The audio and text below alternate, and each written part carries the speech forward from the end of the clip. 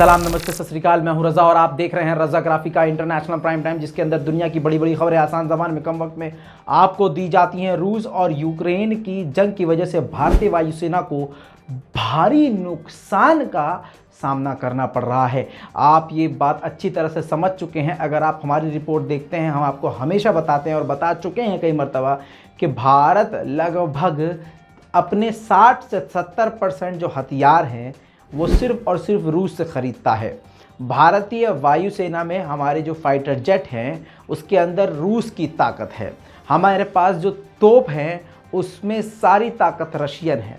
हमारे पास जो बड़े बड़े हथियार हैं, मेन बैटल टैंक हैं, बैटल फाइटर जेट है, और इसके अलावा जितने भी मेन हथियार हैं वो सब रशियन हैं।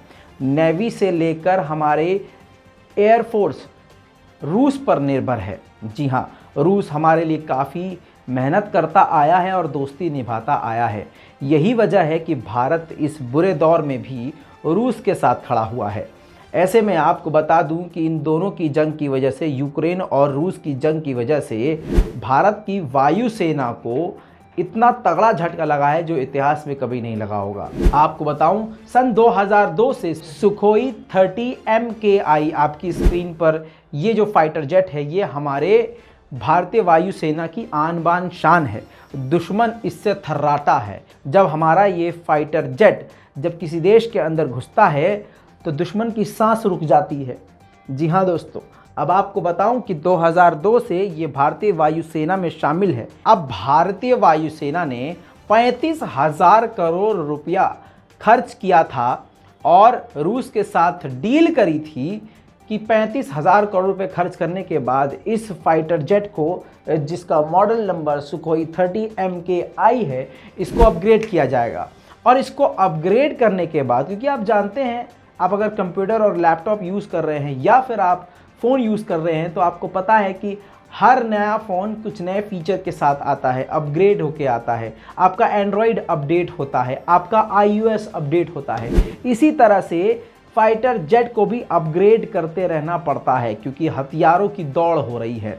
तो भारत हज़ारों करोड़ रुपया खर्च करके रूस से इसमें ड्रोन इंस्टॉल करवाने वाला था कि सुखोई से ड्रोन भी जो है फायर किया जा सके और कई तरह के अपग्रेडेड हथियार, लेज़र, रॉकेट, मिसाइल लॉन्चर, कई तरह की चीज़ें अपग्रेड कर इसको एडवांस टेक्नोलॉजी से ख़तरनाक लेवल का AI फाइटर जेट बनाना चाहता था।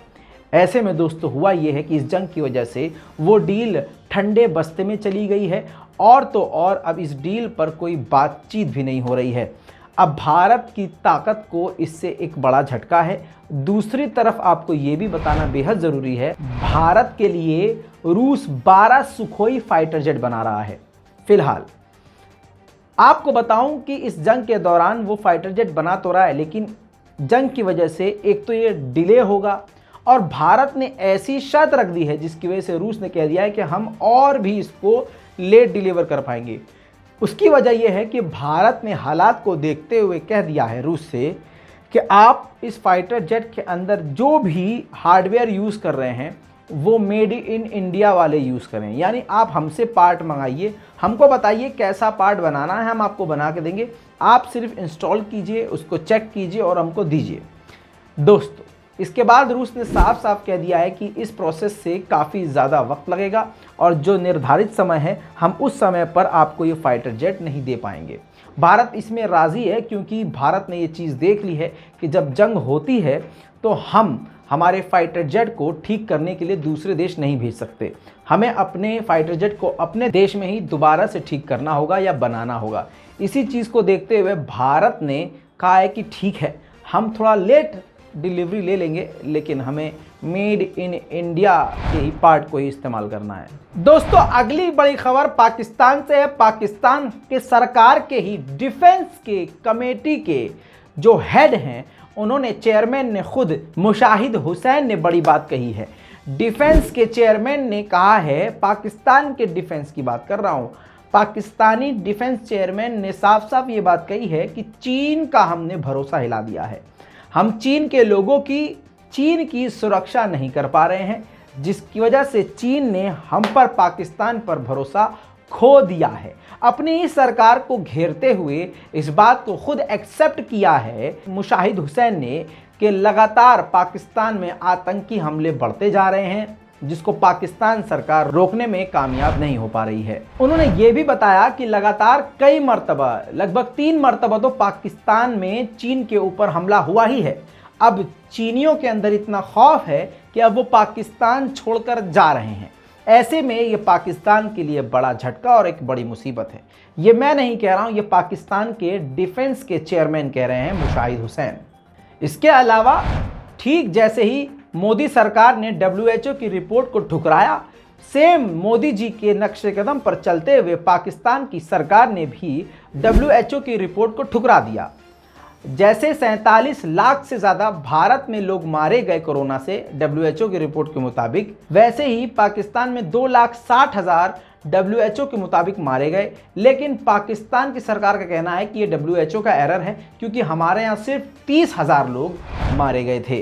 पाकिस्तान के पूर्व प्रधानमंत्री इमरान खान ने एक बार फिर से ज़बरदस्त तरीके से अपनी उसी बात को रिपीट किया है जिस बात की वजह से अमेरिका चिढ़ा हुआ है और जिस बात की वजह से ही अमेरिका ने इमरान खान की सरकार को तोड़ के रख दिया है। आपको बताऊं कि इमरान खान ने फिर एक बार कहा कि पाकिस्तान में अमेरिका का कोई भी अड्डा नहीं होना चाहिए, कोई भी एयरबेस पाकिस्तान में अमेरिका का नहीं होना चाहिए। ये बात रिपीट करने के बाद एक बात क्लियर कर दी है इमरान खान ने कि भले ही वो प्रधानमंत्री के पद पर नहीं है, लेकिन अभी भी प्रधानमंत्री की सारी क्वालिटी नज़र आ रही है और वो अपने बयान पर कायम है। कहा यह जा रहा है कि इमरान खान ने कई ऐसे, मेरे पास सारी क्लिप है लेकिन वो अभी मुद्दा नहीं है, लेकिन मैं आपको बता दूं कि ये रिपोर्ट पे मौजूद है और ये सारी दुनिया जानती है कि इमरान खान जब से सत्ता में आए पाकिस्तान पर हमलावर रहे हैं, जिसकी वजह से पाकिस्तान की इमरान खान की सरकार अमेरिका के द्वारा गिरा दी गई है। दोस्तों, एक दुखद खबर ये आ रही है कि सऊदी अरब के किंग सलमान, जी हाँ, तस्वीर काफ़ी है पहचानने के लिए, इनकी तबीयत काफ़ी ज़्यादा ख़राब हो चुकी है और कभी भी बुरी खबर आ सकती है। अस्पताल में भर्ती हैं और जानकारी के लिए बता दूं 86 साल की उम्र इनकी हो चुकी है और डॉक्टर ने काफ़ी क्रिटिकल कंडीशन बताई है। इसी के साथ आपको बता दूं बड़ी खबर ग्रीस और तुर्की के लेकर आ रही है। तुर्की ने ग्रीस पर इल्ज़ाम लगाया है, बल्कि आपको बताऊं इल्ज़ाम नहीं, ग्रीस ही प्रोपेगेंडा खेल रहा है। जानकारी के मुताबिक तुर्की ने ग्रीस को कहा है कि ये इनह्यूमन रवैया अपना रहा है, रेफ्यूजीज के खिलाफ, रेफ्यूजीज को बहुत ही गंदे तरीके से ट्रीट कर रहा है। साथ में ग्रीस आर्टिफिशियल इंटेलिजेंस की मदद से तुर्की को बदनाम करने की कोशिश कर रहा है। इजिप्ट के 11 सैनिकों का कत्ल किया गया आतंकवादियों के द्वारा। यूएन हो या ईयू हो या कोई और देश हो, कोई नहीं बोला इजिप्ट के लिए, लेकिन रजब तैयब एर्दोगान ने, यानी एर्दोगान ने साफ साफ इसकी आलोचना करी है कि इजिप्ट के सैनिकों को जिस तरह से धोखे से मारा गया ये सरासर गलत है। अब आपको खबर बताऊंगा सर्बिया की। सर्बिया से बड़ी खबर ये आ रही है कि जंगल की आग इतनी भड़क गई है कि अब आम लोगों के घरों में भी आग लग गई है। सैकड़ों घर इसकी जद में आ चुके हैं और जब तक आप ये खबर देख रहे हैं ये आग और भी बढ़ती चली जा रही है। Смотри, что вообще Саша, там почти. Ой-ой-ой, раз, два, три, 4, 5, 6, 7-й дом загорелся, 7-й. Вон, смотри, что, видишь, что делается, вон, где трактор ломает.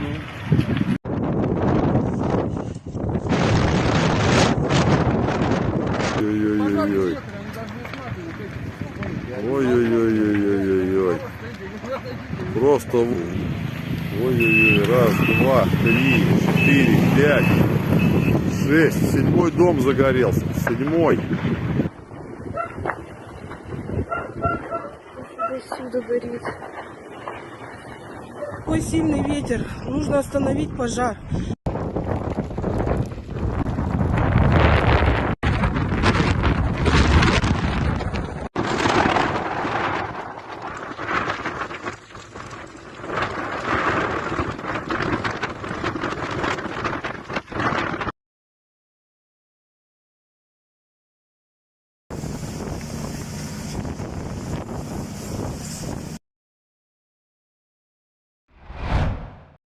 श्रीलंका में गरीबी की ये इंतहा है कि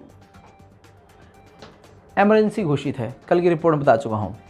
और भारत भी उसी नक्श कदम पर योगी आदित्यनाथ और माननीय मोदी जी के वजह से उसी रास्ते पर पहुंच रहा है, जा रहा है। अब आपको बता दूं कि श्रीलंका के हालात इतने ख़राब हैं कि नाक तक कर उसमें डूबा है। इसके बावजूद 100 मिलियन और भी, यानी $100 मिलियन और भी इमरजेंसी में कर्जा चीन से लेने के लिए चीन से बात कर रहा है। दोस्तों, इसी के साथ ईरान ने बड़ा ऐलान किया है और ऑफिशियली तौर से, यानी ईरान के फॉरेन मिनिस्टर ने यह बड़ी बात कही है कि यूक्रेन की जंग के खिलाफ, रूस और यूक्रेन के बीच में जो जंग चल रही है, हम उसके खिलाफ हैं। यूक्रेन के ऊपर जो खतरनाक हमले हो रहे हैं और ये जो जंग हो रही है, हम इसके पूरी तरह से खिलाफ हैं। हम किसी भी, यानी ईरान किसी भी जंग के सपोर्ट में नहीं होता है, चाहे वो यमन, अफगानिस्तान, सीरिया क्यों ना हो, जहां भी जंग हो रही है हम उसके खिलाफ हैं।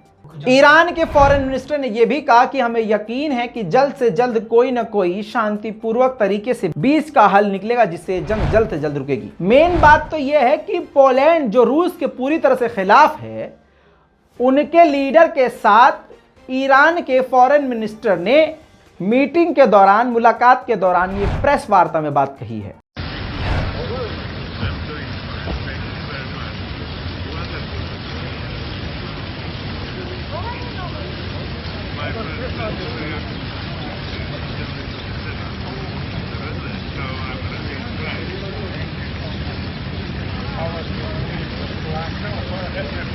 Under control, and this is my second day. Good. Good. So good. Thank you. Syria के राष्ट्रपति बशर अल असद का ईरान से लगाव एक बार फिर से सामने निकल के आया है। अचानक बिन बताए बशर अल असद यानी सीरिया के राष्ट्रपति सीधा पहुंच गए ईरान। और इतना ही नहीं, जब वो ईरान पहुंचे तो फिर ईरान ने भी उनका वैसे ही स्वागत किया जैसे ईरान को करना चाहिए था। ईरान के राष्ट्रपति से लेकर ईरान के सुप्रीम लीडर खामनाई तक ने उनसे मुलाकात करी है। फोटो देखिए दोस्तों, इस तस्वीर में आप खुद देख रहे हैं कि कितना स्पेशल ट्रीटमेंट ईरान की तरफ से इनको मिला। बड़ी बात यह है कि सीरिया की सरकार को रूस भी सपोर्ट करता है, ईरान भी सपोर्ट करता है और लेबनान और हिजबुल्लाह भी सपोर्ट करता है। बड़ी खबर एक और आपको कतर से दे दूं। कतर के किंग अब आने वाले 1-1.5 हफ्ते के अंदर ईरान जा सकते हैं और कतर और ईरान के बीच में बड़े बड़े मुद्दों पर बातचीत होते हुए कई सारी डील्स हो सकती है। मेन मुद्दा गैस पाइपलाइन को और गैस को लेकर है और उस झगड़े को सुलझाने के लिए कतर के राजा खुद ईरान पहुंचने वाले हैं। दोस्तों, एक बुक जारी हुई है अमेरिका में। उस बुक के अंदर टॉप जर्नल के द्वारा खुलासा किया गया है कि डोनाल्ड ट्रंप अपने शासन में एक और ईरानी कमांडर को मारने वाले थे, मरवाने वाले थे। कासिम सुलेमानी को आप अच्छी तरह से जानते हैं, डोनाल्ड ट्रंप ने मरवाया था ईरान के कमांडर को, और इनके बाद एक और कमांडर को निशाने पर रखा गया था। लेकिन इस किताब में ये लिखा गया है कि अगर डोनाल्ड ट्रंप वो काम कर देते, यानी एक और अधिकारी को, कमांडर को ईरान के मार देते, तो ये बहुत दुर्भाग्यपूर्ण कदम होता और अमेरिका के लिए ये एक बड़ी मुसीबत बन जाता। G7 ने मीटिंग कर ली है और इस मीटिंग में ज़ेलेंस्की भी मौजूद थे और 100 की सीधी आपको बता दूं कि G7 में सीधा फैसला कर लिया गया है कि रूस के खिलाफ और भी कड़ी पाबंदियां लगाई जाएंगी। ताजिकिस्तान में अभी 2 दिन पहले गोलीबारी की खबर आई थी, हमने उसको कवर नहीं किया था, हमने सोचा कि छोटी मोटी गोलीबारी तो भाई उधर चलती रहती है। लेकिन ISIS ने बड़ी खबर खुद दी है। ISIS ने कहा कि अभी 2 दिन पहले हमने ताजिकिस्तान में 2 से 3 रॉकेट दागे थे, लेकिन ताजिकिस्तान ने तब बताया था कि पाकिस्तान और तालिबान के बीच में झड़प चलती रहती है, बॉर्डर के इलाकों में झड़प चलती रहती है, जिसकी वजह से गलती से गोलियां हमारी तरफ आई। लेकिन ताजिकिस्तान सरकार का झूठ तब खुला जब खुद अब ISIS ने इस बात की गारंटी ली है कि भैया हमने पूरे यकीन के साथ, पूरे पुख्ता सबूत हमारे पास कि हमने ही रॉकेट दागा था ताजिकिस्तान पर। कल के इंटरनेशनल रिपोर्ट में मैंने आपको ये बता दिया था कि पंजशीर के फाइटर वापस आ चुके हैं और तालिबान से लड़ रहे हैं। अब एक पंजशीर का फाइटर तालिबान के हत्थे चढ़ चुका है और उसको बुरी तरह से तालिबान के द्वारा पीटा गया है। मज़गान मौलवी साहब मज़गान मज़गान मज़गान है वो माँ का पता चला माँ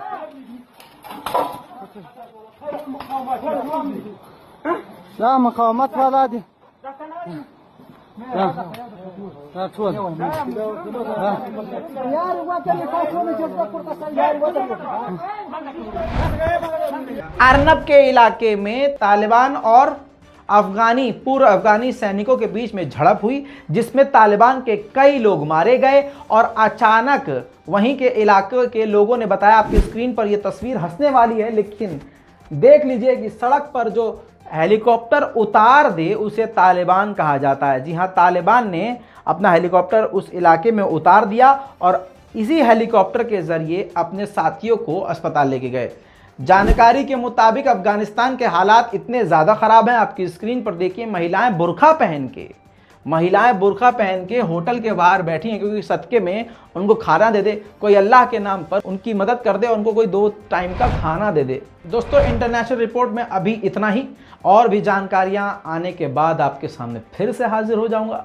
चैनल को सब्सक्राइब कीजिएगा। इस रिपोर्ट की सबसे जो मेन खबर और जो बड़ी खबर, जो अच्छी खबर आपको लगी, नीचे कॉमेंट ज़रूर कीजिएगा। सब्सक्राइब कीजिए चैनल को और वीडियो को शेयर कीजिए। मैं हूं रज़ा और आप देख रहे हैं रज़ाग्राफी। जय हिंद।